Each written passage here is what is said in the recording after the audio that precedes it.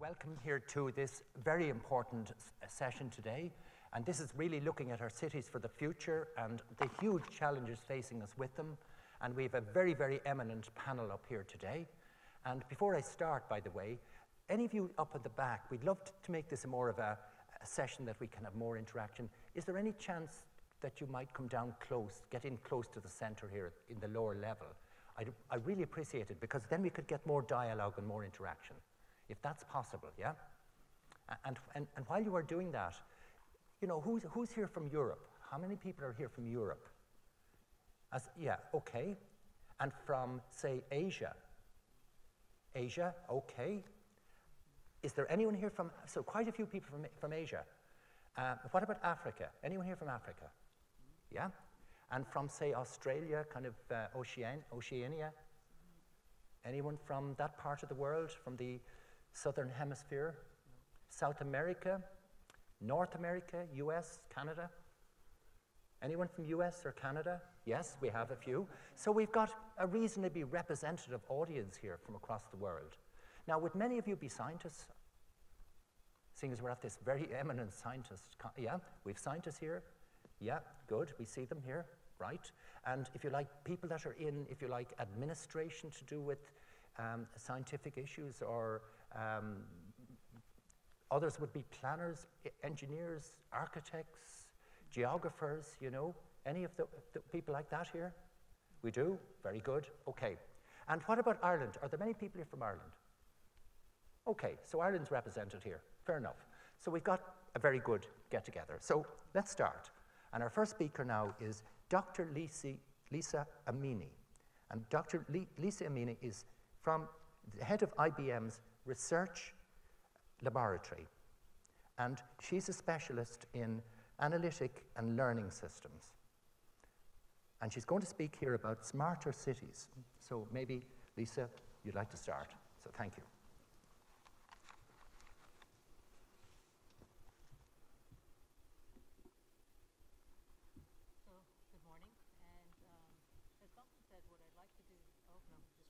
Stand directly in front. Thanks. Okay. So I would just before we start, can everybody hear now? Everybody hear? Maybe if anyone can't hear, could you put up your hands just to make sure? Okay. Everybody hear?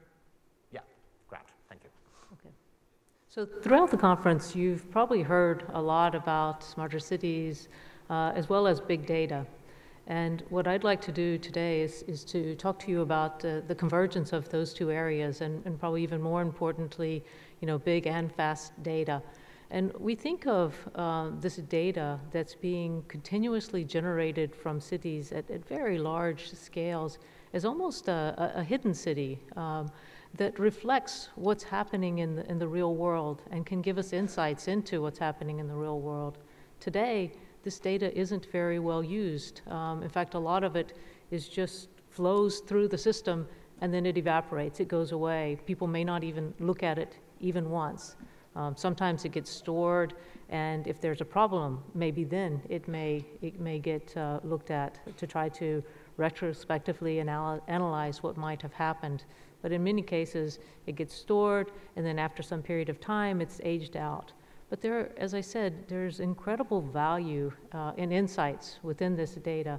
And so what I hope to do today with the presentation is to try to give you a sense of what this data is, what kind of information and insights is within the data, and how we're going about exploiting that data, exploiting it to make the real city hopefully a more secure and efficient, and most importantly, to provide a better quality of service and a better quality of life for the citizens. So that's the topic for mine.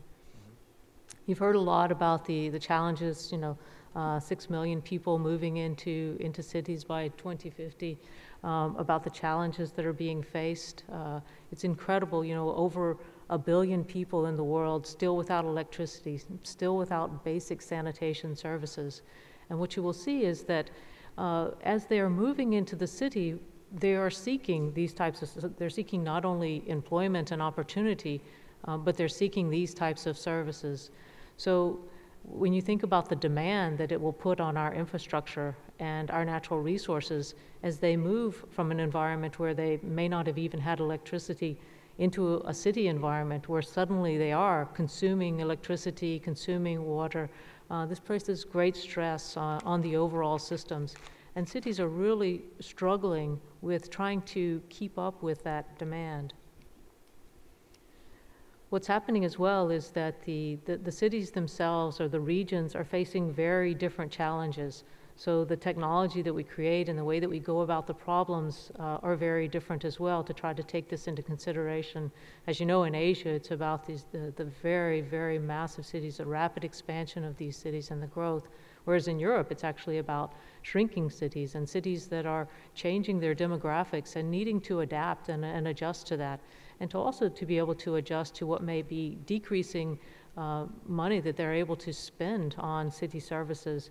And yet the expectation of the population of the city is that they should provide the same type of advanced technologies that they would find, in their workplace or in their personal life through the internet.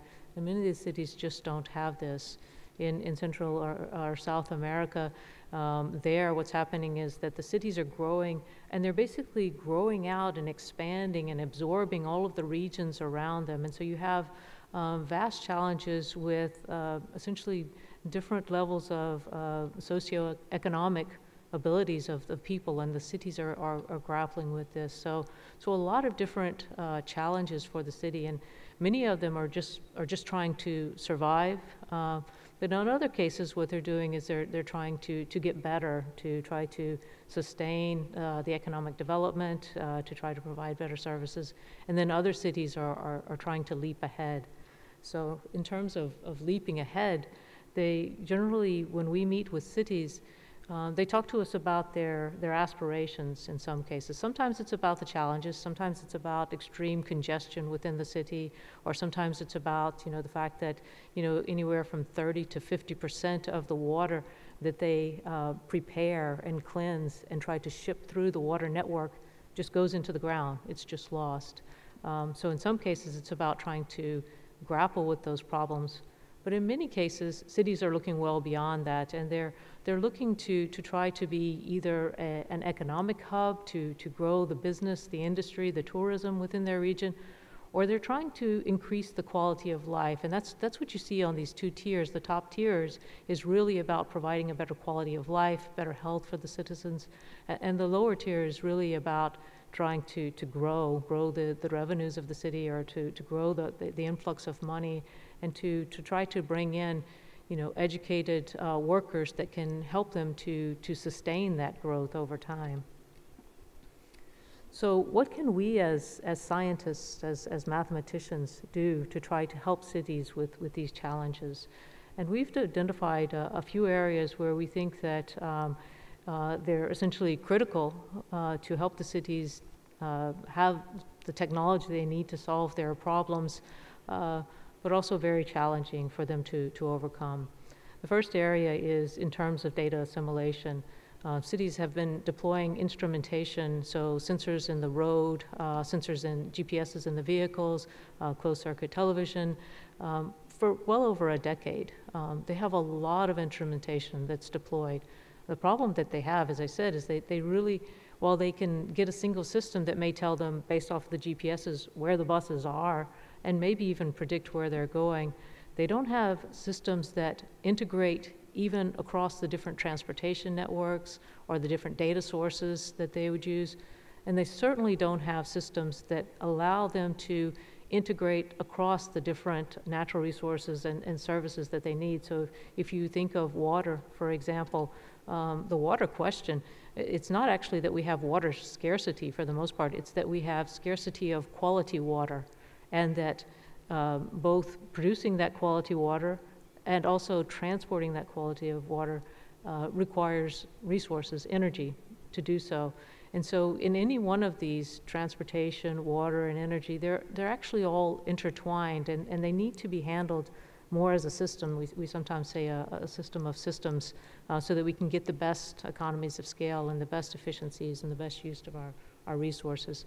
So I'll talk first about what it takes to assimilate this data. The second area is in modeling human demand.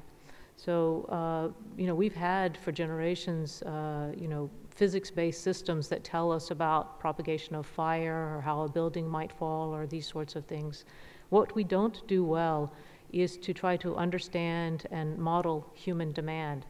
It's not so hard to do this on a seasonal basis, right? People do tend to repeat their buying habits or their driving habits on a day or a week basis. The problem is when something goes wrong, when there's congestion in the city, or when there's a very large event, or when there's a disaster in the city. Where are the people? Where are they trying to get to? What services do they need? Where are those services? How do you get the services to them? So modeling human demand is what's needed, not to be able to kind of leap ahead and have systems that are anticipatory, right? They know what's happening, they know the services that people will be looking for, and they're able to adjust the services and the use of resources efficiently based off of that. And then the last area is factoring in uncertainty. So for all of these systems, there is a lot of uncertainty. So if you think of trying to run a simple optimization algorithm, you would need different values, different parameters that go in that, the price of energy, how much rainfall, what would be the demand. And the problem is these aren't single values. And it's not even that they are something that you can model over time. It's something that's changing, that's adapting, and it's changing based off of slow changes like movement of population, and very volatile changes such as the pricing of energy or the rainfall or these sorts of things. So it's very important that we build in systems that can factor in this uncertainty and work well in the face of change and events and disruptions and so on. So what I want to do now is to talk about some concrete examples.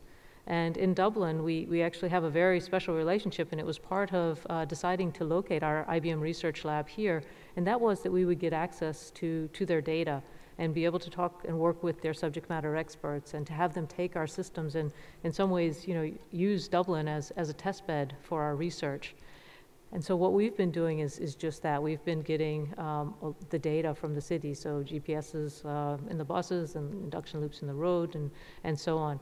It's a massive amount of diverse data. And this is very challenging because the data is also, it's sparse. So you have certain sensors that tell you some things at certain times, but it's sporadic. And it's not as if there is some sensor that basically says, well, this is the cars that you see on the road and what you can expect to see over the next hour and the next days or so on. It's that we have to build those analytical and modeling and simulation systems that can tell us that. So this is the chart. The diagram there is showing the GPSs. And the first thing you can see is how much more dense the samples are in the city center and how they start to kind of fade out as you go further from the city. And what's even more challenging is if you take a look at this data, each one of these is a GPS probe from a bus. And according to this, the buses are in the Liffey, the buses are in the river, and the buses are in the building. And that's a problem, and it's not true. The reason is because the GPS just gives you information over a radius, and so part of what we have to do is to try to correlate this data with other types of data so that we can denoise and clean the data and actually be able to use it. And you might say, well, okay, I don't think it's that hard. If you see something that says that the bus is in the Liffey, then all you need to do is to put it onto the closest road.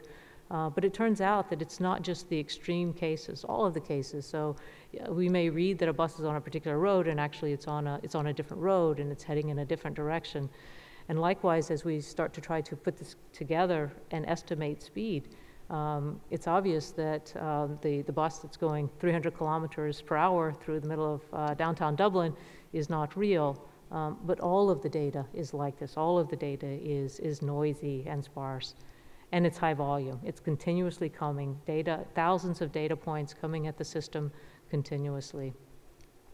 And so what we've been doing is to develop a system that basically takes this sparse and noisy and unreliable data and puts together a picture of what's happening in the city, not only what's happening now, but predicts out what's happening over time. And we're at a point where we can actually do this continuously. For all of the buses, for all of the road segments, there's roughly around 600. There's roughly 6,000 within the city that we monitor across, And we can do it continuously with sub-seconds. That's not the problem. The bigger problem is how do we denoise it and clean it, and how do we add other data sources to that? So this is another example of taking data, the induction loops, the information, the sensors on how many cars are passing through a junction. We use that to try to complement and denoise the GPS data so that we can have higher accuracy in our predictions. Another important source of information is semantic information, because if you think about it, even this, if I'm able to tell someone in the city that a particular road is getting congested, what do they do with that information? They want to try to diagnose and understand what's the problem with that. And so the problem is that if you want to try to build systems that are learning and able to accept new data sources without kind of the complex modeling that a PhD would do to bring in and build that new model and update it with the new data source, you need semantic information that can be correlated with what's happening so that when there is an event, we're able to identify that there's an event, identify possible sources, and present that information to the human in a way that they would expect to see it. So in this particular case that it's showing on the video right now, it's congestion in this convention center and O2 area. And what it does is once it detects that problem, then it uses the semantic information from events and from blogs and so on to try to say, okay, well, the most likely cause of that is the Madonna concert in this particular case. And we're able to do it based off of service information as well. So we might be able to say, well, no, it's because of roadworks and so on. So you can see this actually is quite novel in terms of this complement of the sensor and signal data being complemented and explained by the semantic information that's available. And we're moving to actuating the city as well. So in other words, taking that awareness that we have and then applying it to not only give recommendations and explain these problems to the city, but also to be able to affect change. And one of the exciting projects that we're working on, for example, is saying, look, it's not always about trying to find the shortest path or trying to disperse events because you want to try to get people home as quickly as possible. It's about also trying to take on the health effects, realizing that congestion causes poor air quality. And can our routing systems and our control systems for cities take into consideration that buildup of pollution, around what might be a hospital or a school, and reroute and change the traffic based off of that? Another area is modeling human demand. And this is, as I said, it's about trying to understand how people are using the city and the infrastructure and infer demand patterns.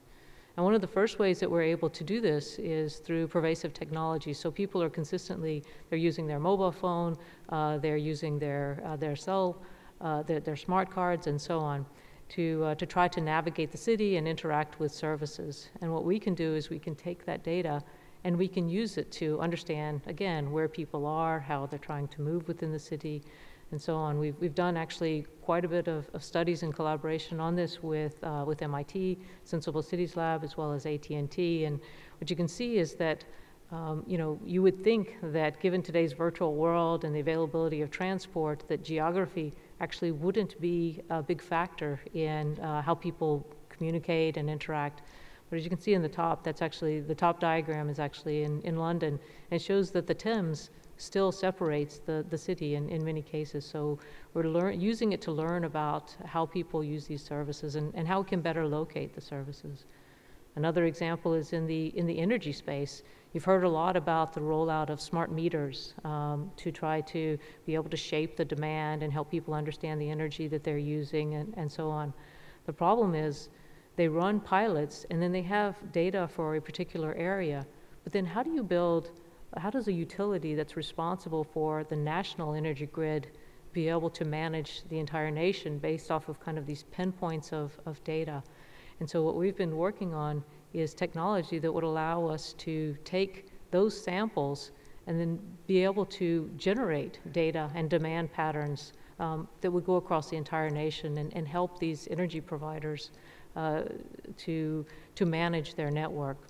And we've taken on one novel approach, I believe, is, if you think of trying to manage all of those models for all of the different regions, for every type of event that might happen, certainly that's untenable. Instead, we're taking an approach where we kind of think in terms of little atoms of signals that represent how things change when a particular temperature change happens, or whether it's based off of the commercial versus residential. And what we can do is we can basically take properties of the areas that we're trying to generate or simulate this information for, and we combine those kernels together. And so this is a very interesting project actually that we're doing with Électricité de France, based off of them trying to take advantage of different renewables in their system. We're also looking at, just as with the traffic, we're looking at how do we use semantic information that we can find within the city to try to characterize regions of the city and use that to also complement our understanding of demand for services in the city. Now, the last area is in terms of factoring in uncertainty. And in a space where we see that especially a challenge is in the water network space. It's because you're seeing different changes, or you're seeing changes in the climate. What they call monster rains falling suddenly and quickly and flooding areas, events that have never happened before. As I said earlier, changes with the electricity or the prices of energy that makes it very difficult for the water utility managers to do their job. And so what's been happening in that space is that the EU, for example, has been starting to re-regulate and say, look, you need to manage your water supply more as a system of natural resources that are then cleaned and used and then cleaned again before they can be brought into the system. And you need to manage that more as a whole. The problem is that the state of things right now is that instead cities are so trying to grapple with just what they have. As I mentioned earlier, huge amounts of leakage within their network. They're faced with basically saying, I can't even deploy the infrastructure for that. So what I do is my strategy for deploying infrastructure is try to identify the biggest fines that I'm paying because I'm not able to protect the environment the way I should. And that's what I'll try to address first. And obviously that's not a very good strategy. And so what we've been doing is looking at systems that would make these operate more as a better managed system, and to give people insights into what's happening and how they should plan their network. We do this through, as I said, planning under uncertainty, and these types of techniques of stochastic optimization and robust optimization have actually been out there for a while, but the problem is they're used by mathematicians, by researchers, but we're not able to get them out into the mainstream. And the reason is because the information that's needed for those to operate is simply not available, right? What actually is the prediction or the order of magnitude that someone should plan on for rainfall or for demand and so on. So we're taking the approach of being able to better characterize and pull in the information that represents risk into the system. We're doing this through a pilot that we're running with Dublin City, where we've already shown them that we can improve their water network. We're also doing a project where we can better understand how water flows in bays and coastal areas, and then manage better based off of that. So the final message here is that in addition to us doing this research, we've also teamed up with Dublin so we can just release this data so that other researchers can do research on this data. And we think that's a very important part of the project. Thank you. Thank you, Lisa. And it really opens up the whole area that we need to look at, is the complexities of our cities as they grow. I mean, within a couple of generations, 80% of the world's population will be living in cities. And when you think that by 2050, the population of the world is likely to be between 9.5 billion and 10 billion. So we could have a situation where there is, how many, probably 8 billion people, Lisa, living in our cities. With that complexity and growth, and with the big uncertainties of, say, climate change and sea level rise and food security and water stress, all these big issues, how do you think information technology will be able to cope with these incredibly complex changes that are happening? Well, I would say that it is a very big challenge, and so that's why we're doing all of this work now to try to do the modeling. Our current state of the art, I would say, is that we're able to get in and find signals in the data that will help us to predict and simulate and model and basically work things out in the virtual space so that they don't have to hit the real city. We're able to do that, but as I said, it's very human intensive right now. It takes a PhD that understands statistical modeling or stochastic optimization or that sort of thing to get that understanding and to affect a system. And what I expect that we'll do will be the result of the research that we're doing now is that we'll actually be able to build systems where it doesn't take someone to do that. Instead, as data is presented to it, it can learn from that, and it can improve its ability and anticipate what's happening. And I think that that's the only way, really, that the scale that's needed from what you're talking about in terms of the mass migration even has a chance of working. And if it doesn't work, obviously, then things will break, and it will be a very bad situation. Absolutely, yeah, that's very interesting. And I think if you could imagine, where would we be without information technology with these challenges today as we have even just presently? Just imagine if all systems were shut down, where would we be? Mm-hmm. But can I open this a little bit to questions from the floor? I mean, how do you in the audience feel about this? And are there any particular questions relevant to this aspect of the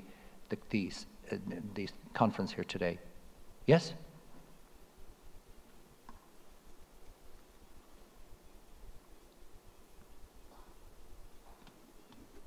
Rohit Talwal from Fast Future. Thank you for a fantastic presentation. We just could have listened to you for an hour. I wanted to ask a little bit about the cultural challenges you face when working with cities and helping them learn how to integrate their system, see the value of it, and then how to make smart decisions with smart data. Can you talk a little bit about those kind of aspects? Yes, yeah, and you're right. I mean, there are cultural issues both with, the people who are managing the city and, the politics that's behind that, as well as with the citizens in terms of, concerns about maybe too much information about them is one example of a concern. And what I would say about that is that definitively, if we were able to just kind of get those out of the way, then there would be a different need in terms of technology. But they aren't quite solved that easily because people have different opinions. Some things that I'm seeing that I think are a good sign and tell me that we can be successful with this is that from the operators and the management side of it, they definitively know that they are, they're struggling, that they have a problem. That they need help, that they have to drive down costs and they have to get better at services. And so what they're doing is, in some cases, they are turning to better technology and services, and they're turning to trying to leap ahead and do dramatic and drastic things. They're also starting to outsource more. So in other words, there are companies that are coming up that basically say, you know what, I run the transportation systems in London and Paris and these other places.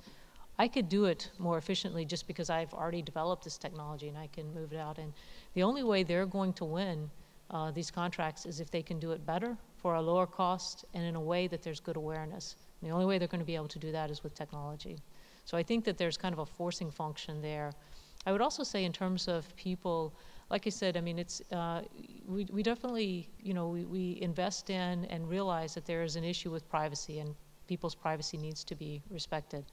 That's an important part of what we do is actually getting in early and trying to kind of sort through how data can be used and still protect the privacy. But what I would say there as well is that it's one of these things where there too there's a forcing function.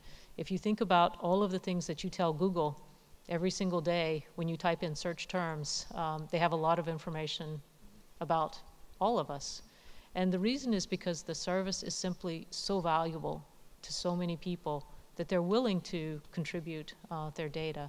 And I think that's what you're starting to see in cities as well, that they're willing to have their GPS information in some cases, accessed just because they need the better navigation. They need the way to get out of a traffic jam. They need a way to find out when the bus is stopped or the train is stopped. They should get off and go get on a bicycle because they're never going to get in the city any other way. So what we have to do is to make the services so compelling and well protected that we can help to get them over the bump, I would say. Very, very good question. Very, very relevant question. Any other questions there from the floor before we move on to the next? Yes, we have another one here on the, yes, near the front here. Could you give your name and my name is Sufyan Jal. I am from UCD. My question, I am working in project regarding traffic management for smart cities, and I have a question regarding the data collection. I know that especially in big cities, the data collection infrastructure has been deployed in different periods. So they have different time scale, they have different format and types. And as I know that IBM, they use TMTD format.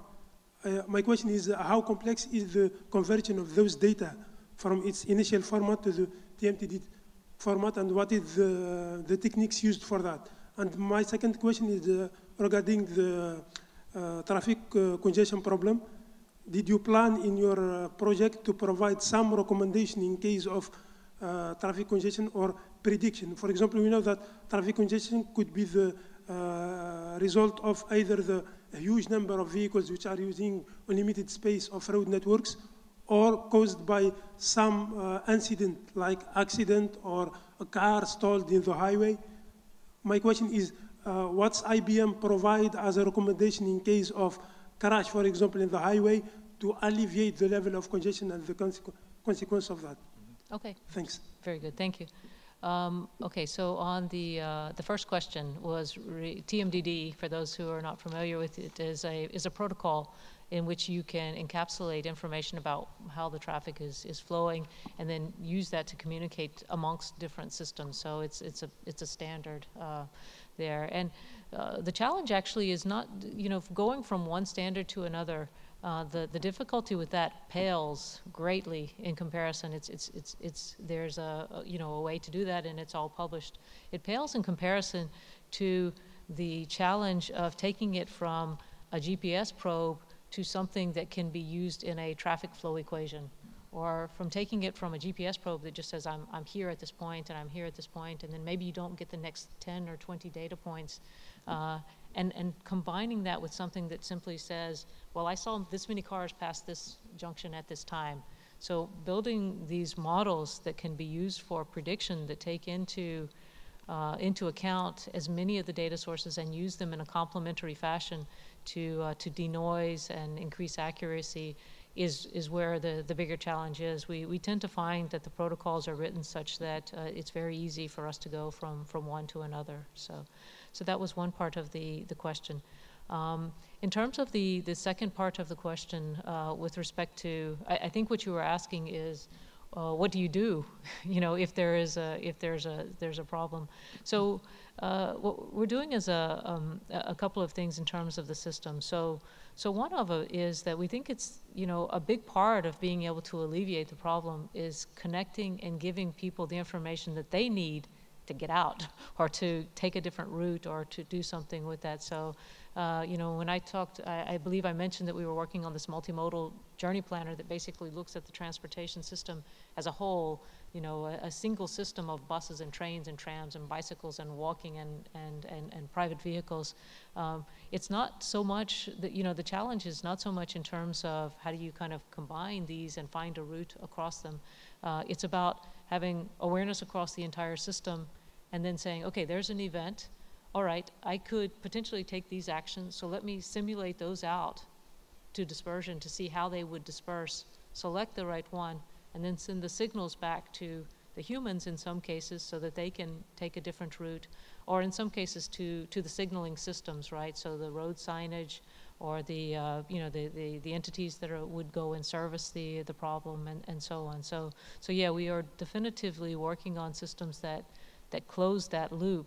And there again, another challenge is that, as I said, it's very uncertain data, it's noisy and it's lossy. And so we have to first get our analytics and our simulations and our predictions to a level where we know that it will not make the system worse. We've actually seen cities who've gone in and, based off of seeing a particular event, tried to change the lighting strategies, and they typically end up with a situation that is worse because it causes a flow that people weren't expecting, and so it throws them off.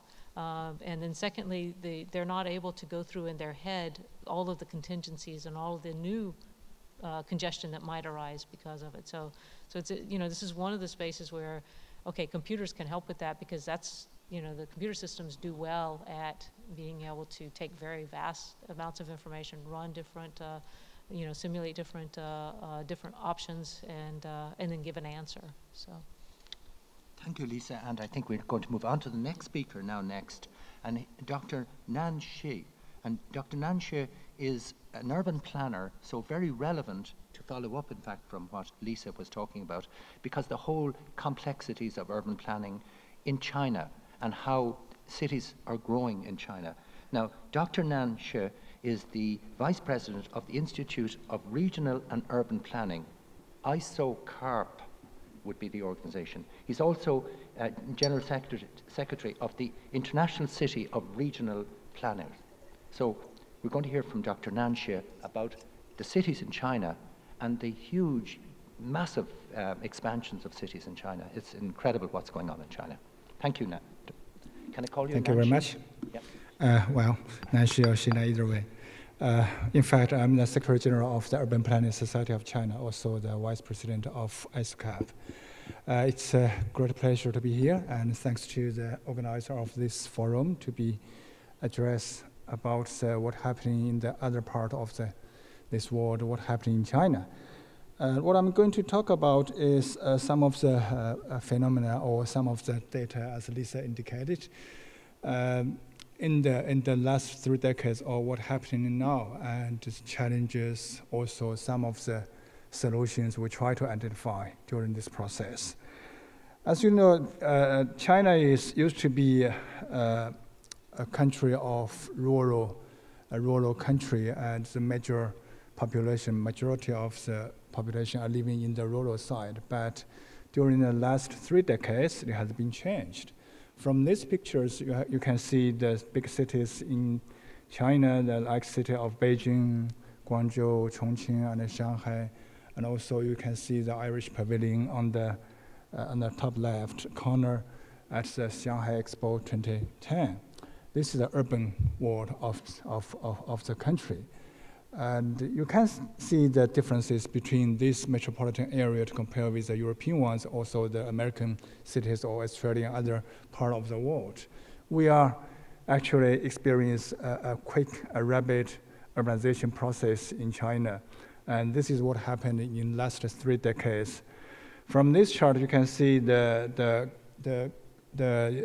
blue line, which representing the total population of the country, with a quite moderate increase rate, while the purple line representing the rural side population, which has been declining in the last 3 decades, and also the red line, it's the urban sector population, has been increasing dramatically in the last 3 decades.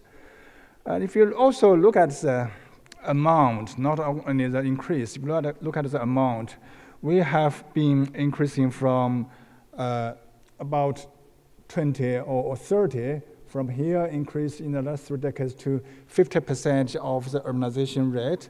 But if you look at some kind of comparative statistics, you will find it's very interesting. It talks about 100 years for the country of UK, and it's almost 200 years for USA to increase from this 20 to 50% of urbanization rate. But in China, it's some kind of, I would say it's a compressed way of urbanization. Everything happened in 2 or 3 decades with a huge amount of the population. And to say in America, it's about less than 200 million urban residents. But in China, we are talking about 400 or 6 or 700 million urban residents. In fact, if you look at the chart on your left-hand top, you can see the rural migrants from the rural sector to the urban areas every year is about 10 to 16 million. To think about the huge amount of the population are moving from the rural side to the cities. And you can imagine, I don't know what's the exact number of this country, the total population, but I think it could be, the migration in China could be even larger than the total population of this country. So, and if you think about other factors of the urbanization in China, it will be more and more complicated. To think about the territory dimension, China is the second or the third largest country in this world, and to talking about the economy, the national GDP, China is ranking number 2 today. And so we are not only thinking about population migration, we are talking about the regional, the economic growth, the social change. And in fact, if you look at the map, you can see the green dot representing the people are moving out, from the rural side, and the red dot are major urban centers in the coastal area, which has been the hosting cities for the migrants. So this, of course, creates a huge complexity to this social process. And what will happen to this whole process? And look at this chart. Look at this map. You can find there are issues of land. China is a country of, well, it's a big country in terms of the population, but it's not really a big country in terms of the arable land. So land scarcity is always one of the issues for the central and local government. This map shows you the 2 major cities. One is called Suzhou, and another one is called Wuxi. It's quite close to Shanghai. Shanghai is somewhere here, and Shanghai is somewhere here, but it's Suzhou and it's Wuxi. During the 1980s, these 2 cities are basically isolated from each other, 2 independent cities. But if you look at the map, you will find differences, and it's becoming some kind of networking. Small towns are growing up, and the big cities are expanding. And also in 1990, or the early of this century, and this is becoming some kind of urban dominating region. And I don't have the latest data, but from this one, in 2004, you will say this is not a rural area, this is a metropolitan region. There are 3 such kind of metropolitan region. One is like this, Yangtze River Delta, and another one is called the Pearl River, including Guangzhou, Hong Kong, and Shenzhen. And the third one is around the capital city of Beijing, Tianjin, and other cities. And there are other major urban centers. In fact, in China, we have about over 600 cities and about 20 or 30,000 of towns, so which are representing the urban sector. And in last year, we have over 51% of the population are living in this kind of regions. The second issue or second challenge that could be related to urbanization will be the energy.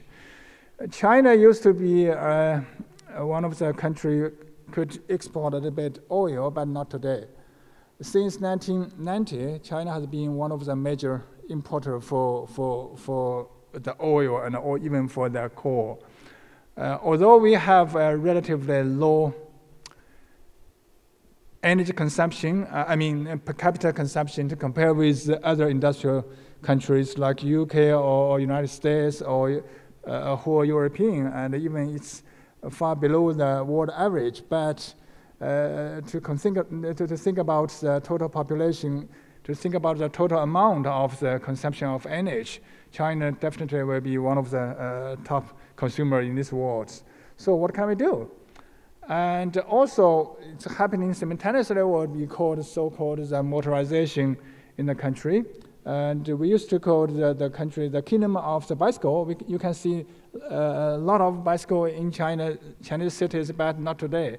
And when I first came to the school majoring in this urban planning, and we were thinking, well, bicycle is one of the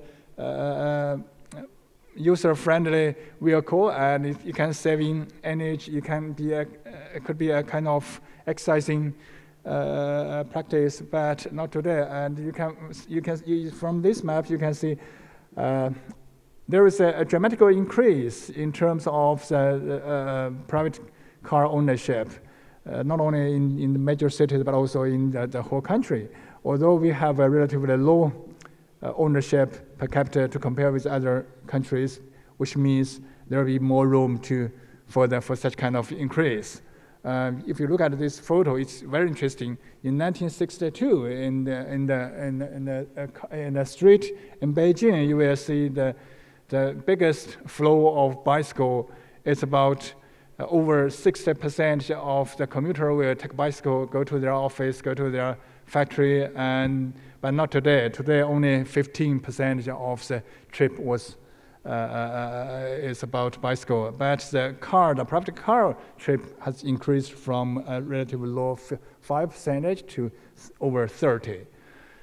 This also creates a problem to not only the congestion, but also to the land, also to the environment issue. In fact, cities like Beijing and Guangzhou, car emission has been the major contributor to the air pollution. Not only the car emission, but also the industrial emission has been a big headache for our government. In fact, China has been some kind of global manufacturer for goods for our consumers globally. And from this chart, you can see the green dot line, which representing the industrial emission, has increased to, well, not parallel with urbanization rate, but it's with a more rapid speed. And also there are other regional issues. We are not only talking about the consumption of land, the energy, and the environment issue. Also there are issues about the more balanced increase in terms of the different regions. China has been very successful, I would say, to reduce the poverty, but there are other phenomena happened to compare with the urban and the rural sector, and the income of the household has been increased during the last 3 decades, thanks to the priority policy. And there are also still poverty population lives in the west of the rural side. So the cities have been very prosperous, but not the rural side. In the last 3 decades, the countryside has been some kind of neglected. If you look at the satellite image, you will find also there are regional division. The coastal area has been very prosperous, but not the hinterland. And even it's happened in the inner system of the city. This map shows you the housing estate in Beijing, and you can find that there are more and more luxury houses around the city, and rich people are moving out, and such kind of gentrification happened in Chinese major cities. Social segregation has been one of the dominant issues for our planners. So the inner city, which remains dominated by the less advanced people or economically vulnerable population are living in the downtown areas. And also, thanks to the family planning policy, and we are going through a serious problem with urban aging. 1 child, 2 parents, and 4 grandparents. And we will be very proud of the population dividend, and we have very rich of labor force, but not today and not in the future. And there are also differences between regions. Cities like Shanghai and Beijing, usually we have over 15 or sometimes could be 20% of the senior population living in the urban sector, which has been resulting in the tremendous demand for social service, security, Medicare, etc. And also there are issues about education. Education are much advanced in the urban sector, particularly in the coastal area. So the regional balanced education provision will be one of the agenda for the planners and also for the decision makers. And there is also fiscal issue. After it's in 1994, we have so-called the taxation reform. The taxation system has been divided into the taxes belong to the central government and taxes belong to the federal, to the local.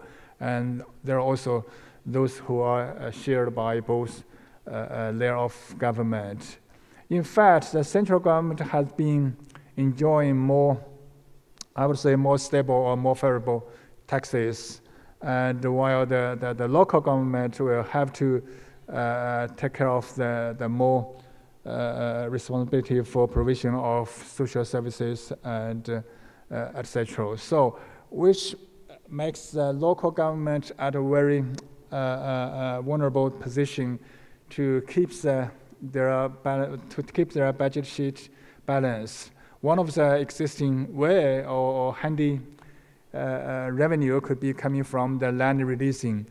So that's why we can see from the last 3 decades there was some kind of land spree happened nationwide, which resulted from this taxation institutional arrangement. The local governments have to seek more revenue from the land leasing, which has been, of course, brought quite a tremendous problem to our agricultural land preservation. Okay, we have problems, we have challenges. What will be in the future? And these are some of the prediction by experts in China and also other agencies about the future of the urbanization of the country. We are at the stage of 50%, and we could be approaching 60 or 70 or even 80% of the urbanization rate. And to think about what behind that, this is not only the data, not only the figure. To say if we are taking 1% in the future, which means we will approaching 60% of the urbanization rate by 2020, could be 70 by 2030. And if you are taking 1.5%, it could be 65% and 80% by 2030. And behind that will be the tremendous demand. Demand for land, demand for employment, demand for job position, demand for education, demand for housing, Medicare system, and all the social services, and also, of course, infrastructures. So economically, this urbanization could create a great opportunity for the economic growth, and by restructuring our national economy, we can take a more smarter option for the national GDP increase, and by this urbanization, we can expand our domestic market, which are of course significant to at the circumstances of the global economic situation, and we have to looking inward. But ecologically, if we look at the individual city, we will find we need some new approach. We need some more green or more sustainable way of urbanization. In fact, the central government of China has launched a very ambitious plan for to reduce the energy consumption and to reduce the emission of CO2 or other gases. This can show you some of the pioneer projects. To your left hand, you can see the plan for the city in Xinjiang. It's called a Toll Plan. It's one of the biggest pioneer experimental eco-city. And you can see the solar panel will be installed on top of the roof. And to your right hand is Beijing, one of the new district, new district. And the plan has been carefully considered, and to make full use of the energy, and to try to make the city more ecological. And on top of the map, it's a city of Shenzhen, and the master plan for the Shenzhen, they have witnessed the fast increase of the urban sector. In fact, the government has identified that, find that there is no room for the future urban growth. What to do? So, and during their plan, they have designated these green areas to be a permanent ecological for the ecological purpose, which means these areas will no longer be converged into the urban sector. But this is only Shenzhen. How about the other cities? And there are, this is one of the cases. Other cities, like other smaller cities, and other cities also take the similar options. So planning has been very important during this process. Try to reshaping the urban system in the country. We have to think about what can we get from the motherland, what kind of supporting system can we provide for our cities, and we have to change our way of economic growth by some kind of national strategy. We will try to streamline the regional guidelines and to shape a multi-level of urban system. This is a map show you what the national strategy look like. We have the traditional urban center around this area, Beijing, Shanghai, and also the Guangzhou, but we need more. We need more urban cluster. We need more urbanized areas to host our rural migrants. And also, of course, we have to pay more attention to our international cities, international hubs. This is 3 major cities with global significance: Beijing, Shanghai, and Hong Kong. And Beijing, of course, is a political center for the country, and it's also the cultural center. And it will be one of the major innovative hub for the whole country. And Shanghai will be the major international financial hub for this region, and Hong Kong, and it has been very successful in the last decades. So, and we are not only talking about the international, we are not talking about the global city. We will have to pay more attention to our medium and smaller cities. And I don't think there are any existing solution to our urban growth, and to think about the complexity of the country. And so that's why I'm coming here to talk to the people, and we are ready to seek a communication with the European partners to communicate on such kind of huge challenge. Thank you very much.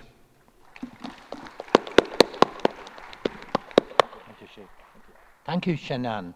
And Shenan is his first name. But I must say, looking at what the huge issues of China and where we are with our cities, and the massive kind of changes that are taking place, and if you like, the urbanization that's taking place, the rate that it's happening, you know, I think we can learn an awful lot from China in terms of how they are tackling these challenges. And our next speaker is going to be very much kind of close to looking at this from the ecological point of view. So we have a Dr. Rusang Wang, and Dr. Rusang Wang is an urban ecologist, and he's the head of the Chinese Academy of Science, and involved in the Academy of Engineers in China. So he's got a huge knowledge and resource of the ecological implications of cities in China. So thank you. And by the way, while Dr. Rusang Wang is preparing there, my name is Duncan Stewart. I'm an architect, and I'm an environmentalist, and I produce television programs. And a lot of my programs are dealing with architecture, buildings, homes, ecology. So it's very relevant to me to learn from this conference today what the big challenges we face in our cities. So I'm really looking forward to this talk about the ecology of urban planning in cities. Thank you. Thanks, Mr. Chairman.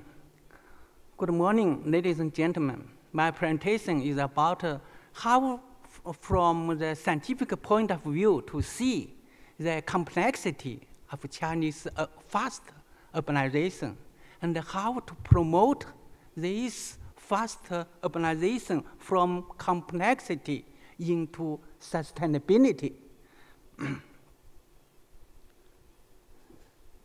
I would like to divide my presentation into 2 parts. First is how to understand this urban ecological complexity by the tools of social, economic, natural complex ecosystem.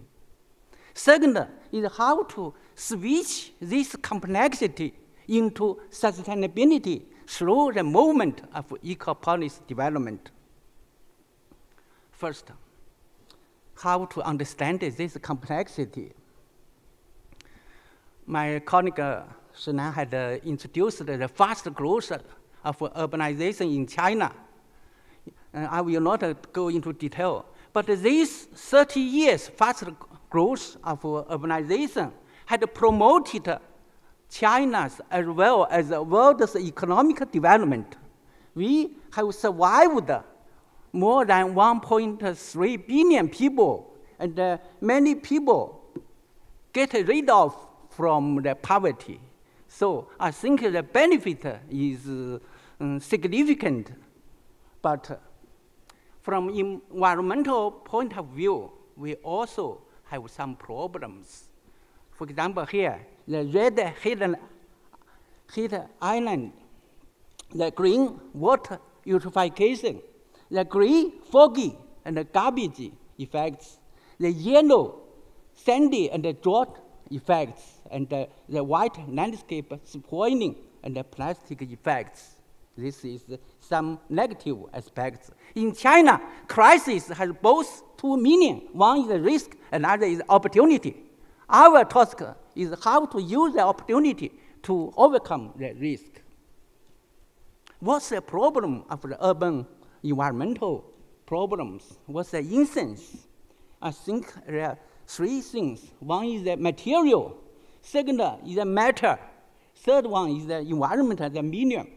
But the relationship between these three with man, how to coordinate this relationship, that's the key. If there are severe environmental problems or no environmental problems.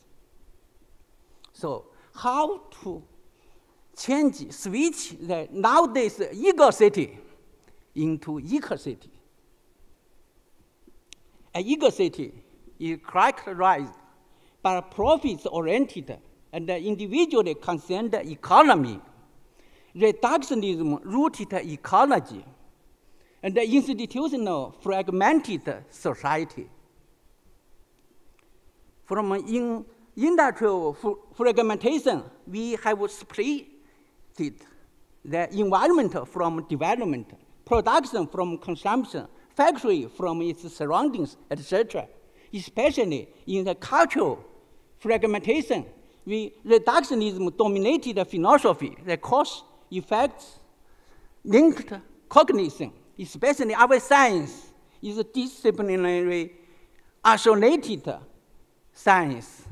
Each science just isolated, it's difficult to coordinate each other. So, and the eco-city is characterized by health-oriented circular economy, holism-rooted system ecology, and the harmony-focused symbiosis society. In China, we have more than 3,000 years tradition between man and nature, including the positive and negative theory, yin and yang, the 5-element movements, 五行, etc., many traditional human ecological thoughts. And there are 4 kinds of mechanisms in the social development. In the primitive civilization, many self-reliance. In agricultural society, many regeneration. In industrial civilization, many competition. In socialism civilization, many symbiosis. But none of them are sustainable. We have to coordinate these 4 mechanisms together. We think city is a social, economic, natural, complex ecosystem, including the 5 elements: water, energy, wood, soil, and metal. And we have to use this through our human activities: production, consumption, transportation, circulation, and regulation. And the central force in city is the human being, its technology, its institution, and its culture. Our scientists, governors, planners have to coordinate within each subsystem and among these 3 subsystems in time, space, quantity, quality, and order. How to coordinate it? This is a complexity. A city is driven by the energy, capital, power, and the spirit. Through exploitation, adaptation, feedback, and integration. The urban ecology is the relationship between green vitality and the red networking. Red networking means the human settlement, human production, human civilization, some civil infrastructure, etc. So how to promote the sustainability? We need rethinking, reform, and renovation our institution, our production, and our technology. We have developed some model. One is the scientific learning model, dynamic model, cybernetics model, context model. Second is the adaptive planning model. We have to adapt to the social, economic, and natural environment. So we developed the key identification model, partial simulation scenario model, and the adaptation optimization model. And especially how to promote the sustainability through participatory management model, ecological industry model, eco-policy model, and the eco-civilization model. Second, cultivating urban sustainability through eco-policy or eco-city development in China. What's eco-policy or eco-city? It is a kind of administrative unit having economically productive and ecologically efficient industry, systematically responsible and socially harmonious culture, and evolutionarily progressive and functionally sustainable landscape. Eco-policy is not a utopia, but a kind of harmonious ecological coupling among production, consumption, and conservation, and a sustainable evolutionary process towards wealth, health, and faith. There are three supporters for eco-policy development. One is circular economy. Second is harmonious society. Third one is self-ecology. In China, since early 1990s, we have been engaged in the eco-policy development in different scale, led by Chinese central government, and some local communities, local cities are involved, engaged in it. Up to now, the 15 provinces have developed the eco-province demonstration model, and 50 prefectural cities have developed the ecological prefecture level cities, and also 58 experimental cities, 51 ecological agricultural counties, more than 500 ecological demonstration regions had been carrying on this eco-policy development. And also there are 44 ecological industrial parks and some large-scale eco-city construction are carrying on. In China, our eco-policy have the advantage and the weakness. The advantage is the government pay much higher priority to the eco-policy development. And we have a long tradition of the resource serving and the environmental friendly. But we also have some weakness. We have low ecological awareness. Our movement just top-down is much stronger than bottom-up. And in some cities, the GDP-dominated urban sprawling is carrying on. So we have both advantages and disadvantages. And compare that with China's eco-city development with the Europe and American eco-city development. In China, the government is too strong. If some governors are understanding it, then the development is very strong. But in West industrialized countries, the citizen is the main force from bottom up. I think we need both top-down and bottom-up ways. The basic cells of eco-policy is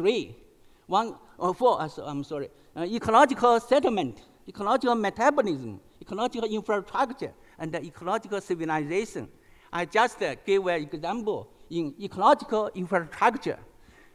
Traditionally, people just think Greenland is the key for urban ecology, but I think the wetland is much important than Greenland, which is neglected by current urban governors and peoples. So I think the ecological infrastructure, including the Greenland, we call it a lawn, and the wetland, we call it a kidney, especially the skin, the surface of the cities is sealed by the cement, by tar. So the hydrological cycling and heat island, etc., is very bad. So we need liveable, ecological surface, not the sealed surface. We call it a skin. And there exists of waste of the air, of the garbage. Now just dumping it to the suburbs. We need the exists and adding some of the ecological buffering land, buffering facilities together to treat this waste. And the most important is the city sprawling. Now in many Chinese cities, the city sprawling just simply went out. We call it tandabing, that means sprawling out. But we need a kind of artery to organically, ecologically leading the city to go outside, but ecologically sound. Now, not ecologically sound. So we have to integrate the water supply and the recycling system, energy supply and the heat dissipation system, soil fertility and the land vitality system, etc. We need the integration, not only natural ecological infrastructure, but also we need the social ecological infrastructure, including eco-health facility, some psychological health, intelligent health, the housing environment, social environment. So in some of our case studies, we are trying to develop not only natural ecological infrastructure, but also social ecological infrastructure, especially people's spiritual life. This is very important. We should maximize the ecological service and the ecological diversity, minimum the material and the water consumption, etc. We are encouraging ecological industrial park through 9 kinds of transition. This is some of the ecological industrial park distribution all over China. Some of these, for example, this Tianjin Taida ecological industrial park, the efficiency, ecological environmental impacts is much better than the average of the country's level. And in Yangzhou, this is a 2,500 years old city. We cooperate with the German government and our Chinese academic sciences and the local government and local enterprises together to do the ecological city planning and management studies to promote economic, cultural, and wetland restoration through some ecological infrastructure and development, heritage conservation, old industrial revitalization, eco-mobility, eco-community, eco-identity, etc., to develop more than 200 ecological engineering. I think in China, many foreigners and the Chinese experts said this city are really going towards the eco-city development. And in Tianjin government cooperate with the Singapore government to build up a new eco-city in the area of 32 square kilometers. They already built up more than 3 years. The overall goal is to develop a coastal demonstration city with high efficiency economy, harmonious, healthy, and a self-ecosystem, and the ecological civilized human settlement. These are the 28 indicators Among them, one is that 50% of citizens working locally, not from outside commuters. And 100% of the building is ecological building. There are more than 18 standards about the ecological building. And promote the eco-mobility through bicycle, light rail, and some other work, etc., 90%. And in Hangzhou and Chengde, we are encouraging the ecological civilization through different kinds of movement. And in Guangzhou, also in the nearby Hong Kong, from the mountain area to the coastal area, how to promote its ecological development. The governors, the city mayors pay much attention to it. For example,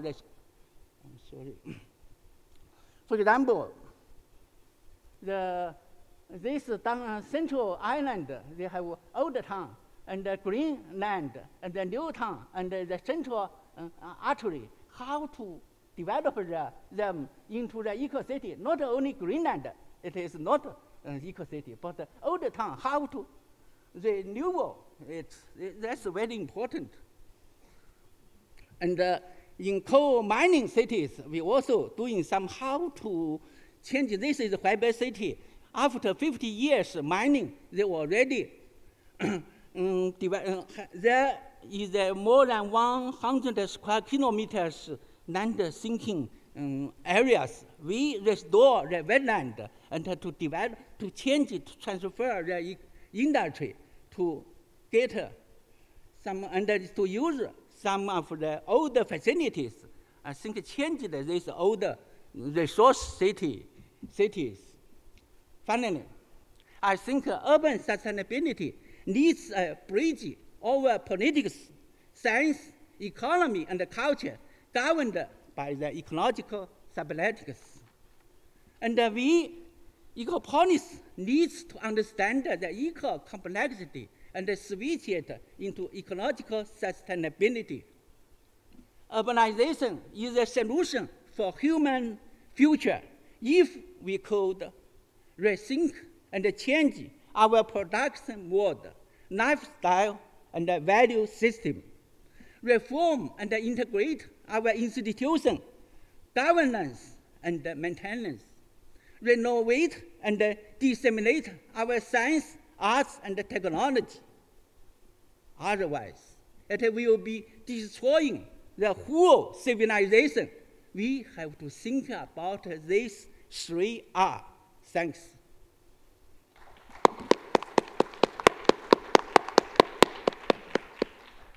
Thank you, Dr. Rusong Wang.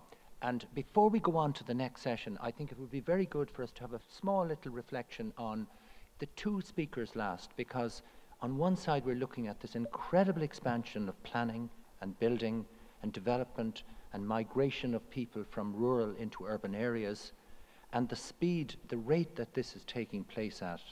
And at the other, then, we're looking at these pressures from an ecological point of view and how China can manage these pressures, you know, pressures of carbon emissions, traffic generation, development, materials consumption, resource, you know, consumption, etc. And also, if you like, issues concerning pollution, air quality, water, all these issues. It must be very difficult when everything is happening at such a massive pace. Could both of you maybe make a comment on how you in China can manage these sort of huge changes that are happening, you know, looking to the long-term benefits? As you have indicated that everything is happening very quickly in a massive way and in a very short term, as I indicated in my presentation, that everything happened in the last 2 or 3 decades, and we are still at this page of growth. I think one of the solutions, Professor Wang has indicated that we need a new way of thinking how to deal with this growth and what we are looking for in the future. Urbanization is something of social process. Whether you like or dislike, it will happen. People are coming to the urban sector to seek a better life for a better living. But the problem was that can we support such a huge migration from the rural side to the urban sector? So one of the options will be we try to distribute the migration from the rural side to the urban sector, not only concentrate in the major urban center like Beijing or Shanghai or Guangzhou, not only concentrate on the coastal advanced region, but to think about that nationwide, to think about distribute the population at the different level of the hierarchy, to say you can go to your nearby township, you can go to your county seat, you can go to the smaller town, not necessarily everyone try to go into Beijing. And this is one of the things we are doing by planning. And also we are trying to preserve more ecological thinking significant areas and also the agricultural land to provide, how to say, some kind of green infrastructure for the whole nation, not necessarily only for the urban sector.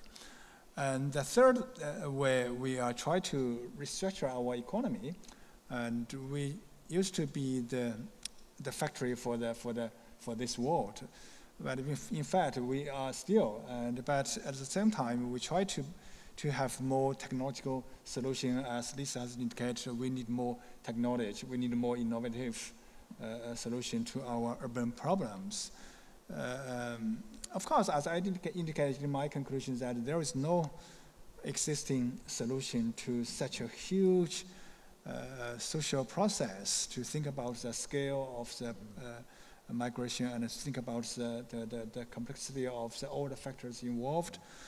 We need to find our own way. And in fact, there is no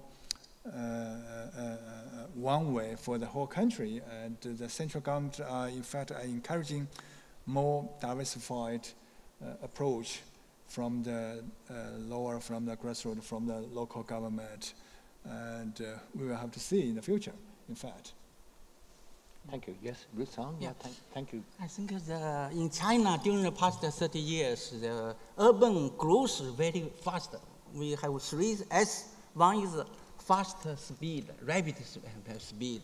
Second, large scale. Nearly every city have doubled their size. Third one is the wider scope.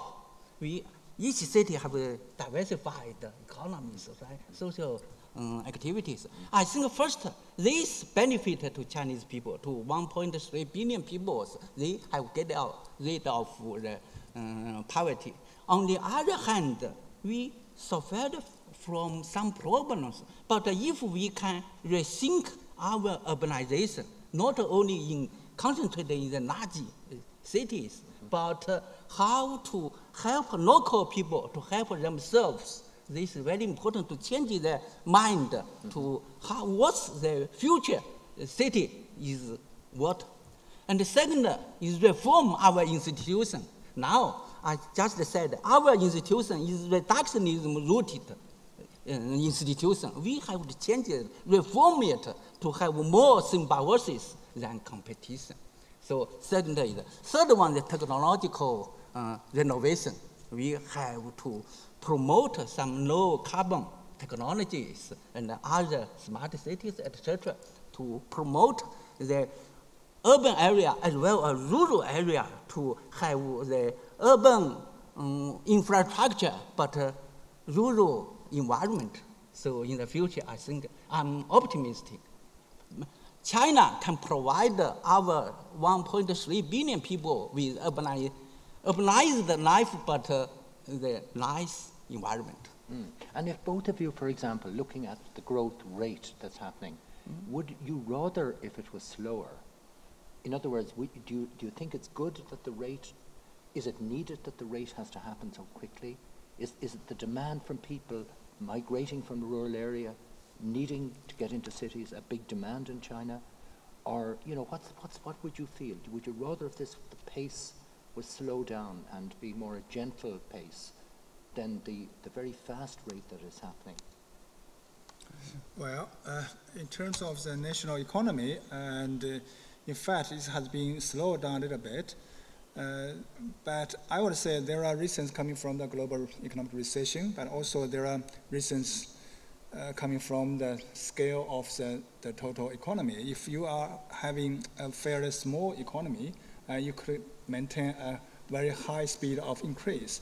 And when the economy has been growing up, China, the total amount of the economy has been the number 2 of in this world. So which means, in fact, you cannot maintain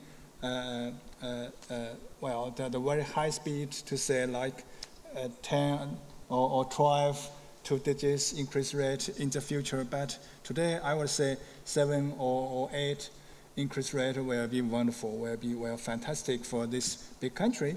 And also for the urbanization, we have so-called some kind of curve like this.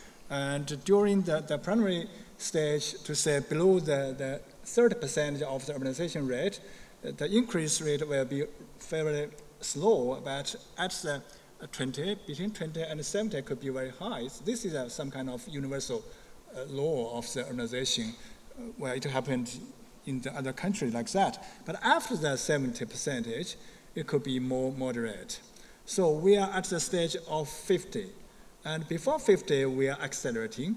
We are increasing very quickly. After 50, it could be a little bit slower, which will give us a good chance to think about, well, what kind of urbanization we are looking for in the future. So I would say this is nothing to do with what we want.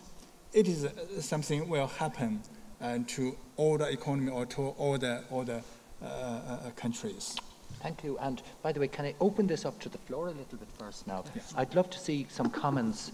I'm sure you've got really important things to say from the floor on this topic.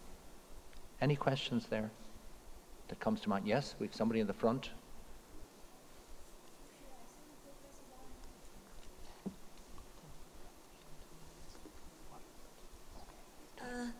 Hello, this is Yan Yang. I'm a PhD student from Aalborg University in Denmark, and my research is exactly related to the topic today about the eco-innovation in China and in Denmark, like this. So actually, I think today Professor Wang has given us a really huge information presentation. I have many questions, but at present, I prefer to put forward one question about you have structured a lot of models about ecological urbanization. One part of it is about civil society part. It seems you try to illustrate an example of Changde or Hangzhou for the civilization eco-city. So I'm really interested when you say this city is a civil, for example, like it's a civilized eco-city. How do you define it is or not? And also, could you illustrate these two examples? I mean, how civil societies are involved in the process? Thanks. Thanks. The ecological civilization in China is encouraged by central government because we see the key problems in urbanization is the people's mind. So how to change people's behavior, the production, the consumption model is the key. So our Chinese Academy of Sciences have been engaged in Chengde and Hangzhou, these two old capital cities and some palace cities. How to promote the ecological civilization.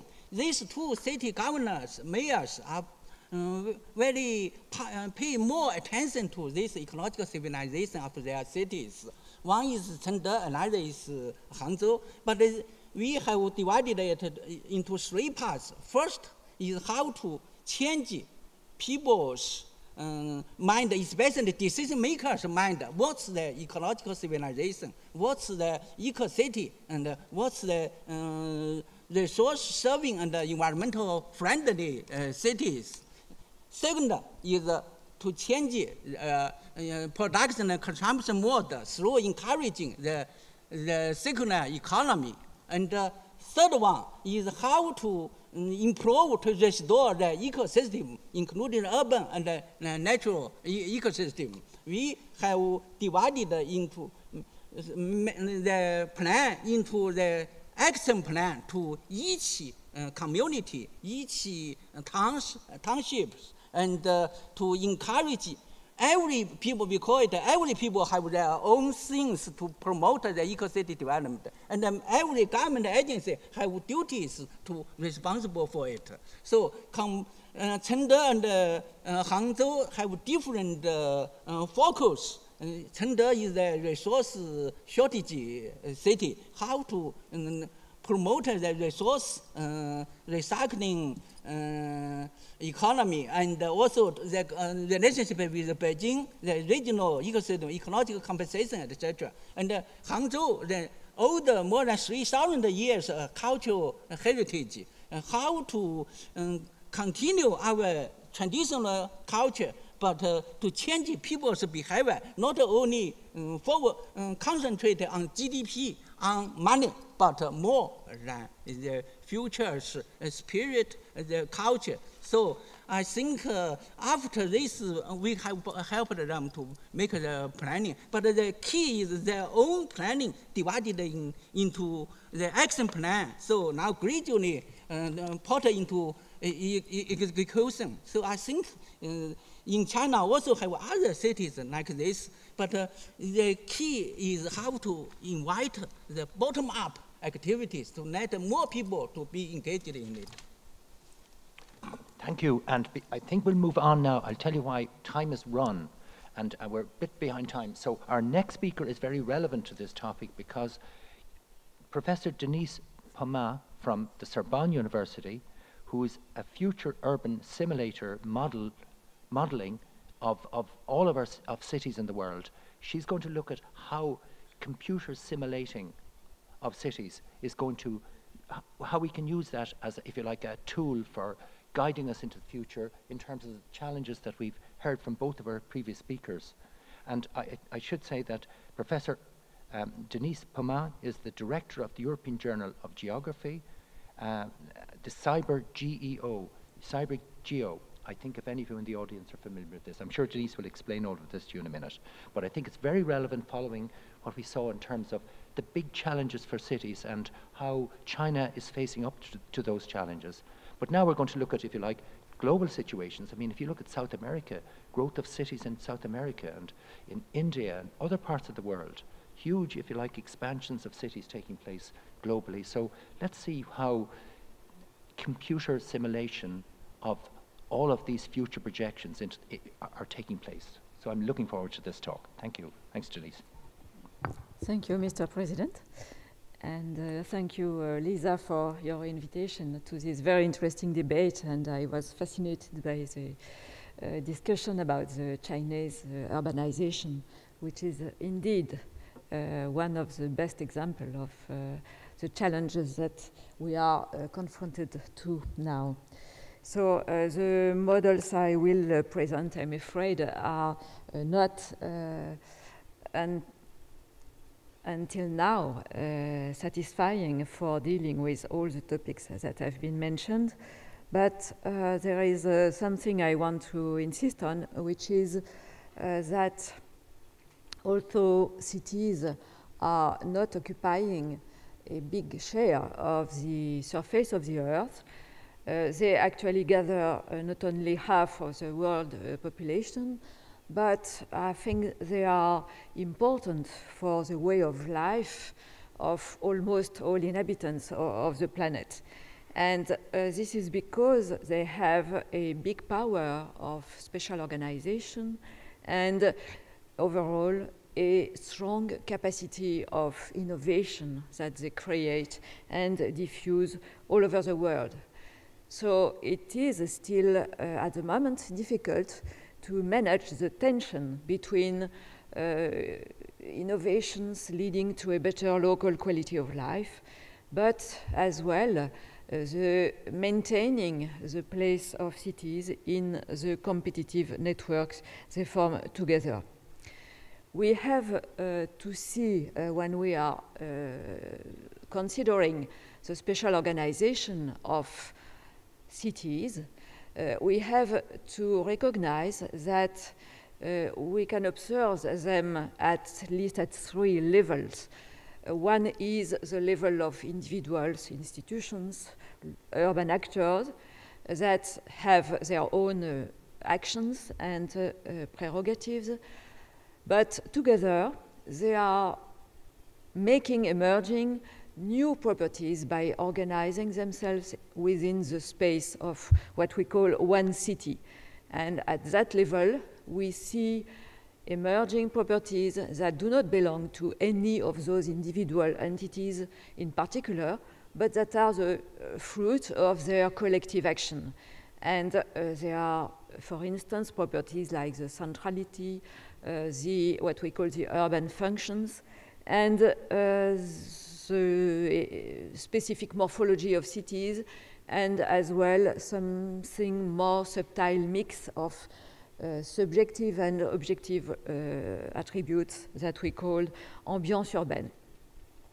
This is rather perceptible to anybody, and usually when we look at cities over time, over a long period of time, we can see that people have places where they can connect different types of activities within one day, and according to that, they devote 1 hour transportation for connecting those places, and this gives us cities that used to have before motorization 4-5 kilometers radius, and nowadays they have 20-40 kilometers.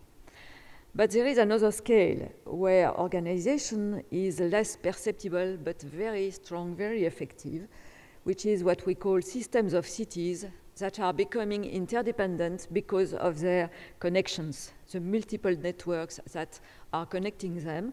And because of that, the cities within a given territory are organized according to a very strict hierarchical distribution and a diversity of urban functions. So we also develop a dynamic concept of this urban space at both a scale of analysis, because the agents have got over time more capacity and more range for developing their actions between different places. And I won't enumerate all the kinds of interactions that are conveying different sorts of innovation among cities and inside cities. You can imagine how multiple those networks are. And so you have connections inside each city between the actors, but between cities as well. And if we think of urban systems over time, we can imagine them as societal adapters and creators at the same time. At the level of the city, you have this length of critical time, which is about 1 hour transportation for connecting places where very frequent interactions occur, an average of 3 per person and per day. And those interactions are creating a very strong spatial organization of a very contrasted density and price gradient between the center and the periphery, and sometimes many centers and many peripheries within an urbanized area. We have a fractal spatial organization, also a functional zoning and social differentiation or fragmentation resulting from this interactive space within a city. At the upper level of the system of cities, the length of the critical time is less easy to define, perhaps 1 day for traveling, for less frequent interactions, but using higher speed networks. And this produces, nevertheless, a very strong spatial organization, hierarchy of size, scaling laws between size and number of artifacts within cities, and a geodiversity in terms of urban functions and cultures. So we know that there are many networks of the social type or of the entrepreneurial type that are connecting the cities and making them interdependent, but still we lack information for analyzing this, and the most things that we have learned until now about the evolutionary processes which are driving the future of cities come from a comparative analysis in different parts of the world of series of cities that are described according to the usual data that you get from censuses, for instance. And we are, of course, very keen about getting more data from all the sensors that Lisa mentioned, and which will provide another kind of information allowing for better city comparisons. Anyhow, we know much about the hierarchical organization, its persistence being explained by the processes of urban growth and diffusion of innovation. And this is a proactive process that maintain and reinforce the huge differences in size and range of power among cities, and also from time to time specialize some of them into specific activities. We have analyzed in a European program how innovation was propagated between cities over time. And we have compared, for instance, the functional organization of cities in US and France. And when you make a factor analysis of the composition of the employment of all American standard metropolitan areas, what you find is a very classical opposition between industrial manufacturing cities and service cities. But you also find a second differentiation that oppose the old traditional activities and the new high-tech ones. And this is very well geographically differentiated, since you see in blue the old manufacturing cities, and in yellow the service ones. And this is still the major feature differentiating today the American cities, although this differentiation was designed, occurred from the concentration of manufacturing activities in the 19th century. But the second factor is representing a transformation that occurred during the last 4 or 5 decades, which is a modernization of the activity, especially because of finance and banking and communication information activities, which is sustaining cities in yellow on the map, whereas the more traditional activities, among them manufacturing and retail activities, for instance, are relatively being concentrated in the smallest cities. As you see, the size of the circle is proportional to urban size. Those changes have occurred. Also, there were, during that period, very similar socio-economic transformation in all American metropolitan areas. If we again represent on a factor analysis the position of each city at different points in time in this socio-economic space, you see that all of them have followed the same trajectory, meaning that the same type of the transformation was observed in each of them, and they all went in the same direction. And this process is common to any urban system, since, for instance, in France, you have the same observation of very parallel trajectories of socio-economic change during many decades. We also have seen that during this almost homogeneous socio-economic change occurring in all cities of the system, you had very incremental changes that at the end produces differential changes within cities. And for instance, the relative concentration of the most innovative leading part of the economy of the activity and the highest skill in population were concentrating relatively more in large cities, whereas the mature sectors, which is, for instance, in developed countries, manufacturing, was restricted in the smallest town.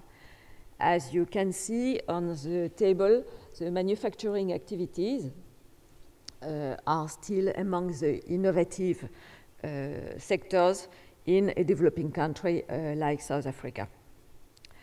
So there are rules in the process of transformation occurring within a settlement system, and there is a linkage between the impulses of growth that are given to cities, the appearance of innovation waves, and their location at first in the most expensive, having more capacity of adapting large cities and progressively diffusing within the rest of the urban system.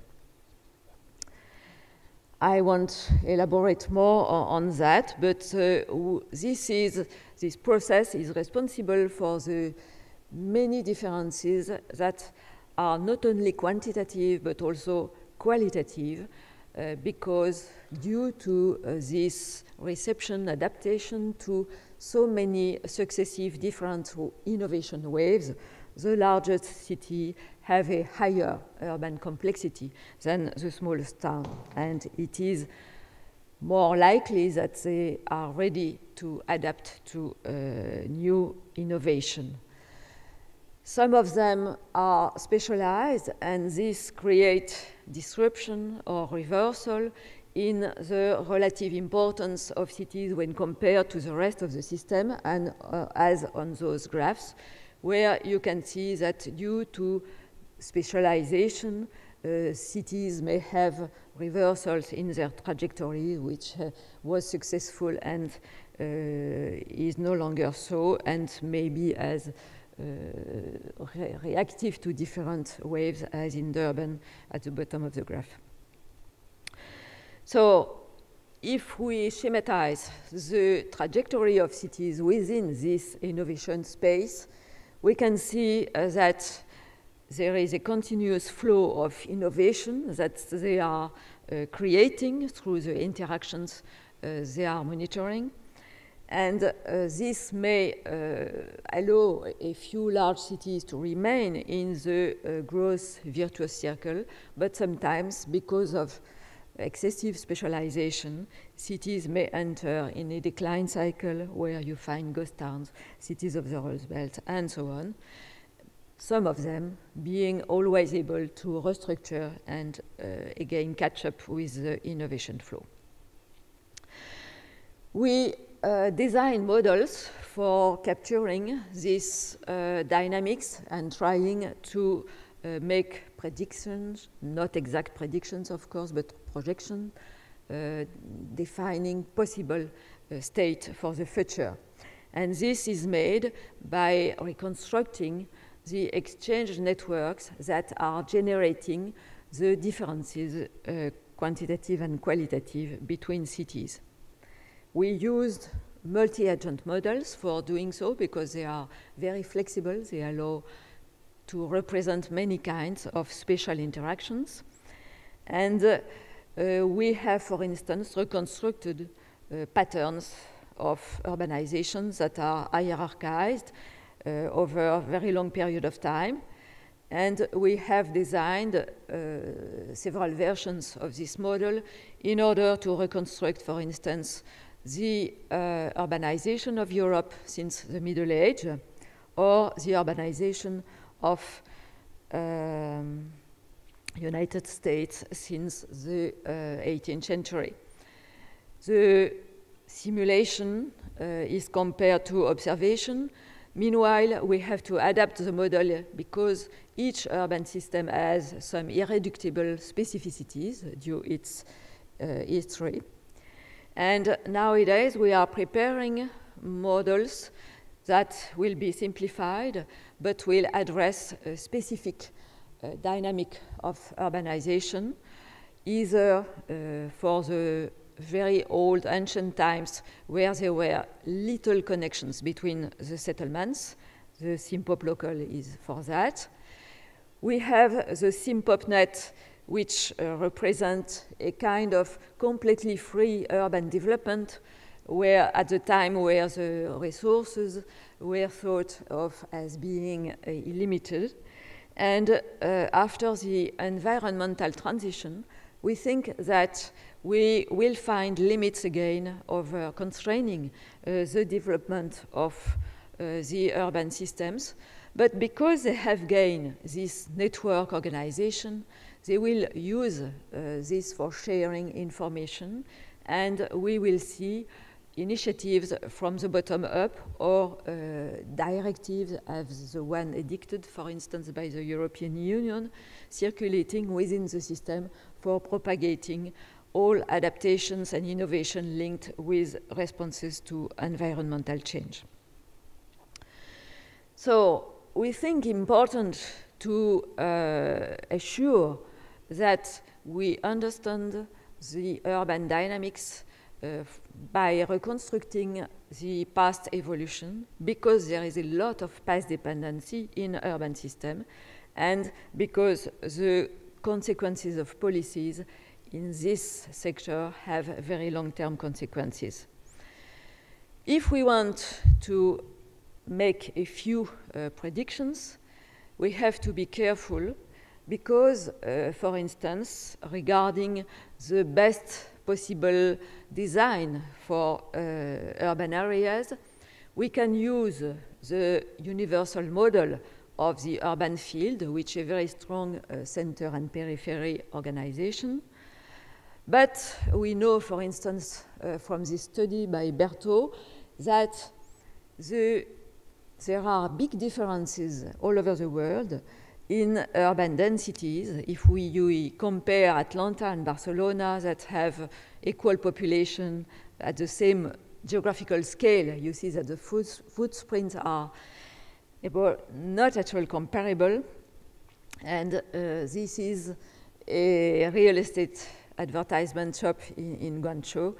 The apartments are sold in those very high-rise residential buildings. So probably the models that can be applied to so different types of urbanization cannot be the same. The differences in quantitative terms are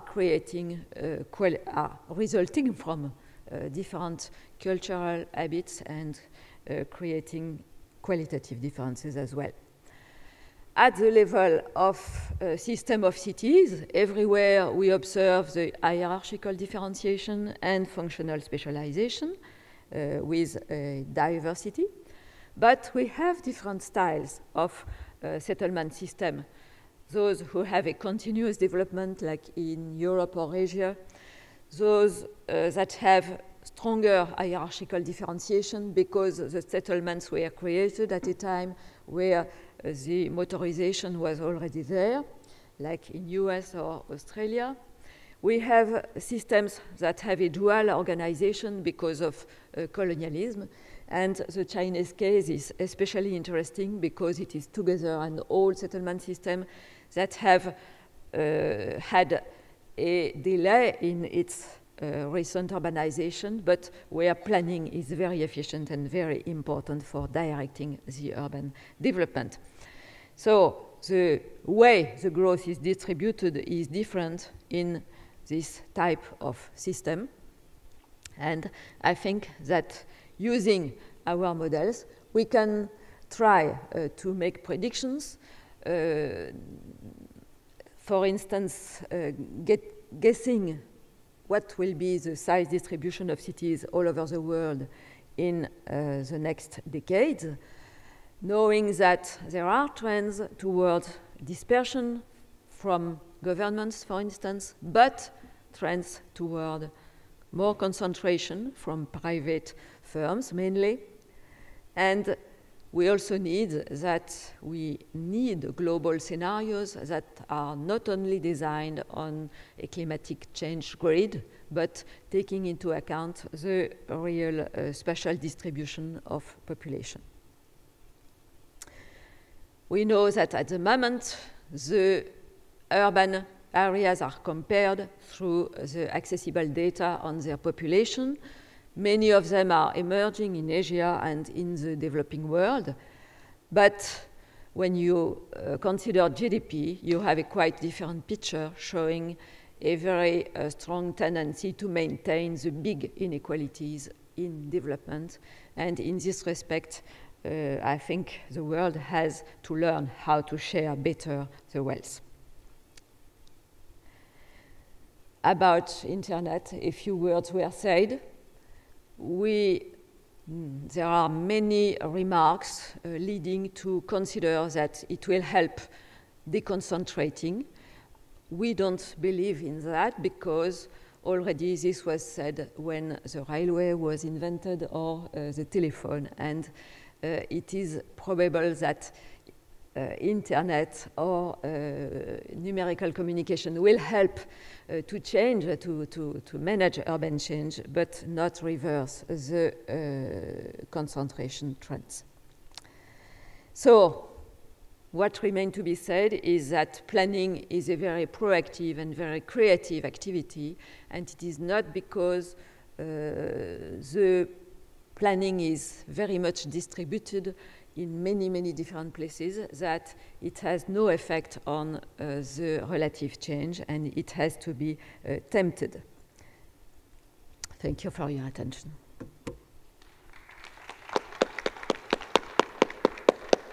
Thank you, Denise, and really, really interesting to look to the future as the last speaker and to see where the trends are and what are the big issues that we face. And I think it would be good now to open the floor.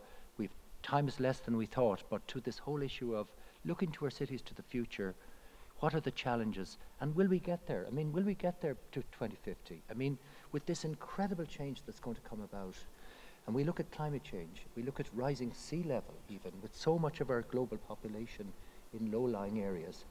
We know we're on a trajectory now of climate change of 6 to 7 degrees, and if global governance doesn't act, which there's no global governance acting now to solve climate change. As people on this planet, you know, the 7 billion of us on the planet today, what is the future for our children with this massive change that's going to come about? And it's not just climate change, it's resource depletion, it's biodiversity loss, it's all these issues. Are we going to make it to 2050? Or is there going to be big shocks and big collapses? Could I put that to the question before I open to the floor, to the panel?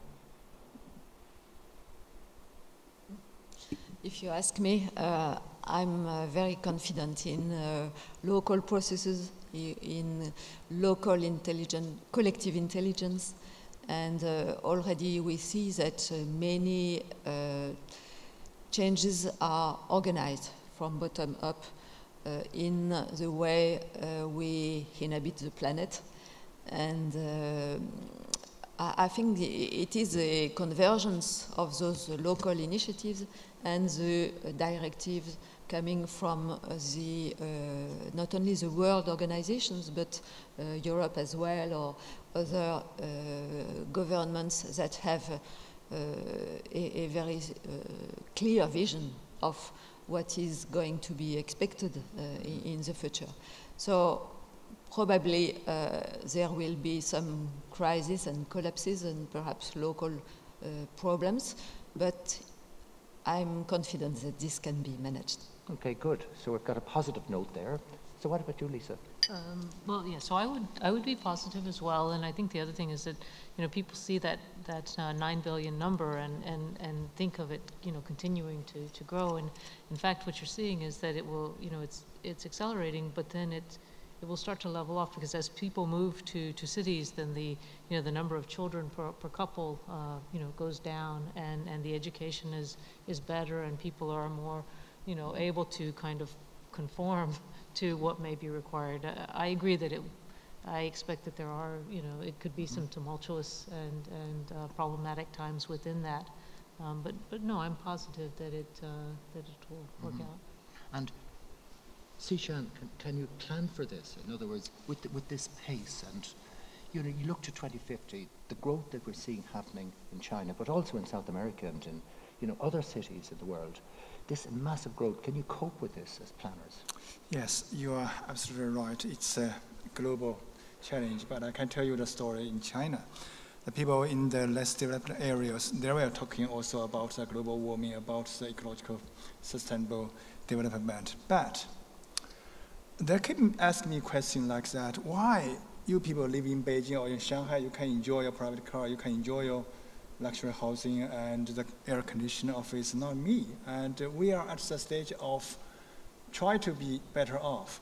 So I would say there is other aspect of this social growth in relation to the sustainability. And I would say this is also applicable to the global arena. And China is at the stage of still at a very quick economic growth rate. We try to change a little bit to a more sustainable, as Professor Wang has mentioned, that our economy and also our urban growth has tried to keep the right track on the ecological sustainable way of growth. But we have to think about that stage. We are still at the stage of, kind of a developing country, not the developed country. But the conclusion will be, I will say, it will be vested in the technology. We need technology. We need to such kind of, I would encourage the global partnership in the sharing of knowledge, in the sharing of technology, in the sharing of the experiences. I know there are experiences and also the lessons from European and also from the North America. As Denise has mentioned, that there are different models, and it's hard to say which one is good or which one is not good. You have to think about the whole context of the country and of the economy. So generally, I'm quite optimistic, but I do believe in science, do believe in technology. Well, there's been 3 positives so far, but if I put the question to you, if we look at Wusong, if we look at climate change, I mentioned we're on this trajectory now of 6 to 7 degrees. That's the reality now. And we can't depend on governments. We really can't. I don't believe we're going to see governments deal with this. And unless people of the world wake up and insist that we have it. But if we put it to you that we don't achieve this, and we face maybe an increase in global mean temperature by, say, 4 or 5 degrees, just say that's where we end up. How will China deal with that issue in your cities? Yeah, I think the global scales of the climate warming and the environmental change is very urgently. But city, not only the global climate change, but also regional ecosystem deterioration, the ecoservice declining. This is especially for developing countries, the water pollution, air pollution, etc. Third one is the human health. In many urbanization areas, some human health is very worried about. So we have to, I think this is the complexity. We should not only concentrate on one scale. This 3 scale interaction each other. I think one is responsible by each country's government, but also the people. The enterprises are all responsible for this. I'm personally also optimistic. I think in the future, we people can solve this problem. Okay, so we've got 4 very positive now at least. So I kind of feel a little bit reassured here. Myself, I don't feel so as confident. I really don't. I wish I did, but, you know, okay, I want to throw it to the floor. We've got 5 minutes because I know everybody here is under pressure, and it's a lovely day outside, by the way, so I'm conscious that probably a lot of people here, more people would be here only that the sun is shining in Ireland, and it doesn't happen very often. I think it shone in 1954, I think was the last time the sun shone here in our country. But anyway, we've got a question up here. I see is there a question here from the floor?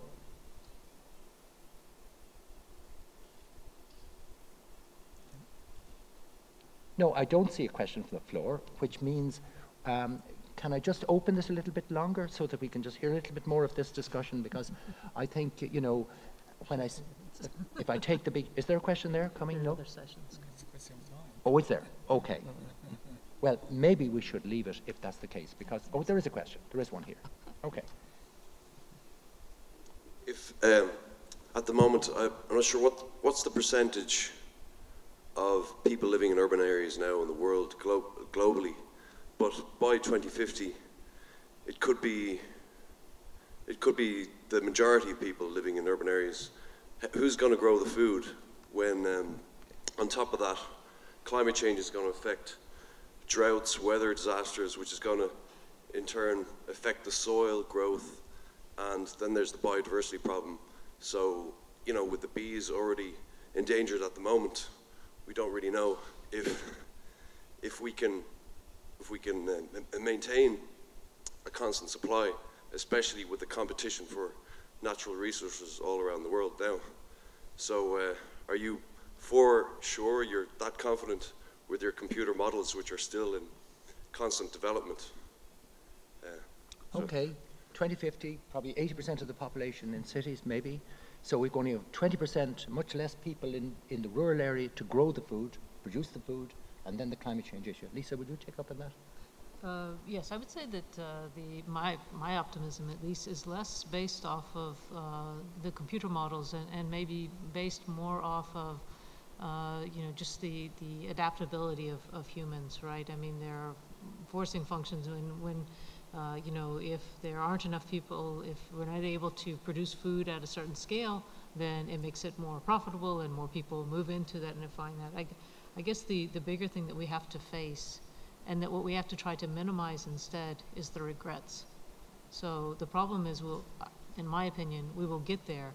It's how many regrets will we have? How many extinct, you know, populations? How much resources will be depleted and no way of replacing them, right? So, at least in my opinion, it's trying to minimize the regrets. And do we need to put more emphasis on science and technology? Is there a big need for more research, more development in all of the technologies and all of the sciences and in planning, and, you know, is there need? In other words, that to me seems to be a major issue. Are we going to have enough research and development to face these challenges? No. We already do not. We don't. So there's a big deficiency in this area. And what's the remedy to this? Can we solve it? Is there a solution to this problem? Is it that there's insufficient scientists out there? Is it that there's not enough money behind it? Or what's the problem? I think 3 aspects. One is the technological aspect, science and technology. But only science and technology can't solve the problems. But even it is very important. Second, institutional problem. Third one is the behavioral problem. Now we have no mechanism to how to integrate each other. So I think innovation is very, technological innovation very important, but also we should connect with the institutional behavioral aspects. Absolutely. Yeah. What do you feel, Trisha? How do you feel? Yes, Denise, how do you feel about that? Yes, I fully agree with Dr. Wang. I think the problem now is a problem of organization, of social organization, and of how to integrate knowledge into decision, and using advices from the population by a better design of participatory processes. And so once you build a consensus, you have learning processes that can diffuse more within a large segment of the population. And you also have local initiatives that can better emerge, being recognized and adopted, and diffusion again. So we still are at the beginning of this governance process, which is called like that, but which is not scientifically applied within populations. At the moment, the scientific knowledge we have in social sciences is very little used into the management of the social processes. And then many progress can come from a better social integration, which means, as Lisa mentioned, a decrease of inequalities of all kinds, inequalities in knowledge, in power, in wealth, and so on. So it's a long-term process to enter, but we have, I think, a few directions to move on. And all of what we heard here today, you know, these big issues, and, you know, I'm very impressed with what was said here today. Does this need to get out to the citizens of the world? Are we communicating this enough to ordinary citizens, you know, in terms of the pressures coming on cities? And, you know, you talked about behavioural change and how important it is, you know, that we need to change, in other words, our consumption, our mindset from the way we consume things, etc. Is there need for more communication of these issues if we're going to achieve the sort of positive future that you are all talking about? Yeah, definitely. And I would say there are two words. Number one, the social awareness. We have to encourage our scientists. We are scientists here. We are sitting here.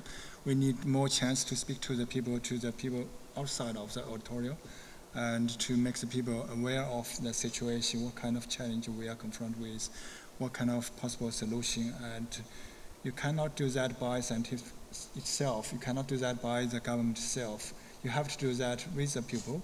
And so the social awareness will be one of the most important issue. And number two, as I said, I will encourage the knowledge sharing, technology sharing between different countries, between different regions, so that we can learn from each other. We can avoid the mistakes you have made, or we can learn from about your experiences. So social awareness and exchange of, sharing of the knowledge.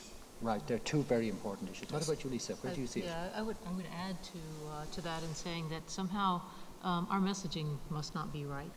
I think we somehow have to figure out how to adapt our message. I mean, there's a lot of information out there that's saying, look, these are dire straits, and we need to resolve these problems, and yet it's still people, having to decide between, saving the world or, a dollar in their pocket, sort of a thing. And so, one, we have to think about the messaging, and I also think that probably, we must do much more to drive it into early education, because at least that way, when minds are still open, and even if our message is not exactly right, it can come through the system. And of course, all of those young people, that if we do educate them and inform them about these issues and bring more science to young people, we're preparing them to be more resilient for the future ahead. So maybe we should use that as a finish to this session.